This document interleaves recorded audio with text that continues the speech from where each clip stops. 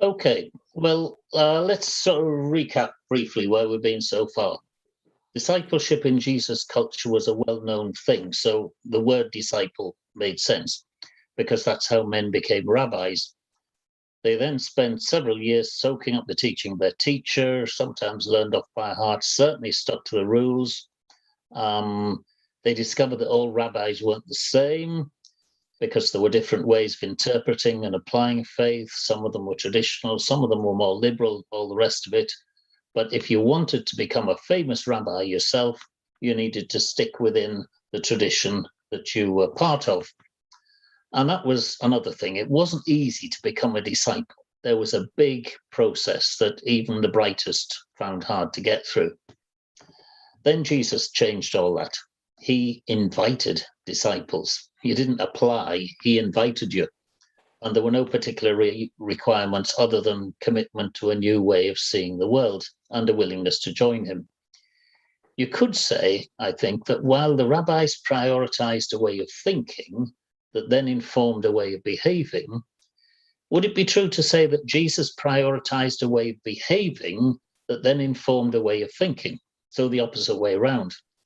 It's certainly quite striking that it's not until halfway through Mark's Gospel that anything vaguely approximating to creedal Christianity emerges with that question in chapter 8, who do you say that I am?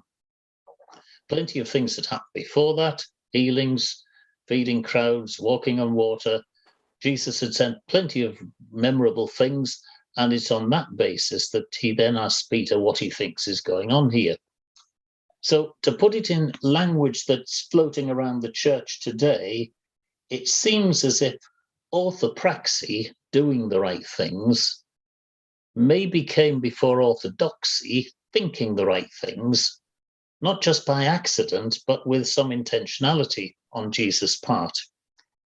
And I wonder, is it intentional that the very next story after Caesarea Philippi takes us to the Mount of Transfiguration, where alongside thinking and doing, a spiritual experience overshadows the entire group as the gateway to another deeper kind of understanding, something that today we might call orthopathy or orthopathy, to keep the intonation of the other two words, namely the experience of devotion, of prayer, of mysticism, and so on.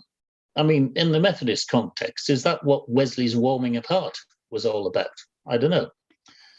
I want to come back to that, but first of all, let's think about how people are finding faith today.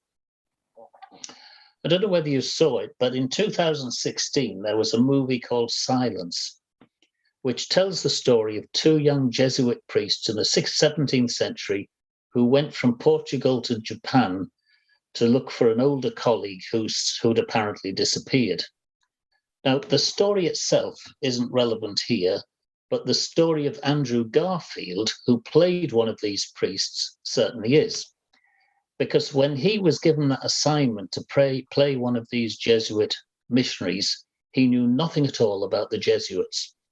And in preparation for the role, he decided he needed to immerse himself in Jesuit lifestyle for a full 6 months under the guidance of a priest in New York. He engaged with regular Ignatian meditation, but not just that, he adopted the whole lifestyle, including celibacy, silent retreats, spiritual direction, discipline, you name it. In the process, he says he lost a considerable amount of weight. But more than that, he went from having no relationship with Jesus to, as he put it in his own words, falling in love with him. In other words, he became a disciple, and his love for Christ was formed through his engagement in Ignatian spiritual practices. Now, that experience is far from unique. In fact, even as I'm telling you and talking about it, I'm thinking of particular individuals who I know personally who've come to faith in exactly the same kind of way, through engagement with spiritual practices that Christians generally, certainly historically, have regarded not as part of their religious conversion, but as part of our own faith development. So by way of commenting on that, let me now introduce you to some research that my friend Lynn Taylor carried out for her PhD. She studied the experiences of previously unchurched Australians. She was living in Australia at the time, and she interviewed people who had become Christians less than 2 years before she interviewed them. So none of the people she interviewed had been Christians for longer than 2 years, and some of them for a shorter period of time. And what she discovered was that without a single exception, their experience of becoming disciples paralleled what I've just told you about Andrew Garfield's discovery of Jesus.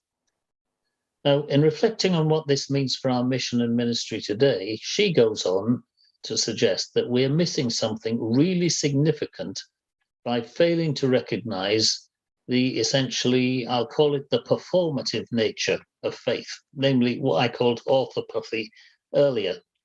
And by way of explanation, this is what she says as to why this might be the case today. I'm quoting from Lynn's research. She says, one reason why Christians fail to notice the potential of spiritual practices to form faith in non-Christians is the Western post-Reformation emphasis on propositional belief systems. It's generally presumed that one first embraces Christianity cognitively. And then the language she next uses, I think, is really interesting. She says that we assume that people will essentially decide to become a Christian. However, she says, those I interviewed realized more than decided that they'd become Christians. In other words, they didn't decide to become Christian, or they weren't aware of such a thing, but they did come to a point when they realized that they were Christians following Jesus. Now, I think that language is really quite helpful, actually, which is why I told you about it.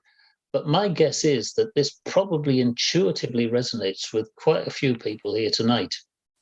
Yet we still generally understand discipleship as something that begins after a convert, if you like, has given cognitive assent to Christian truths. And that assumption seems to run, I shouldn't say this, but I will say it, even through the article in your fantastic handbook for Bible Month, the 30 Days with the Gospel of Mark, the section on disciples seems to make that assumption. Now, if Lynn Taylor's conclusions can be sustained, I think this clearly has implications for the mission of the church today. But you may also be wondering how it relates to what I said earlier about Jesus and his disciples. So, a couple of things. First of all, the disciples in Mark's Gospel. Now, I asked that question earlier. At what point did any of them become disciples by the sort of definitions most churches would take for granted today? I mean, where did it happen? Was it by the shoreline of Galilee, or at Caesarea Philippi, or in the high priest's garden? Or, I mean, were they never really disciples at all? And is that what the confusion at the end of the Gospel's all about? You know, where the women run out of the garden and it's left hanging? Or, as Lynn Taylor suggests, are we asking the wrong question by trying to work out when they decided to become proper disciples? And is the question more about when they realized that they'd become serious followers? I mean, in terms of Mark's Gospel, does that explain the actions of Judas? That he'd come to the point where he realized he wasn't really on the same side as Jesus?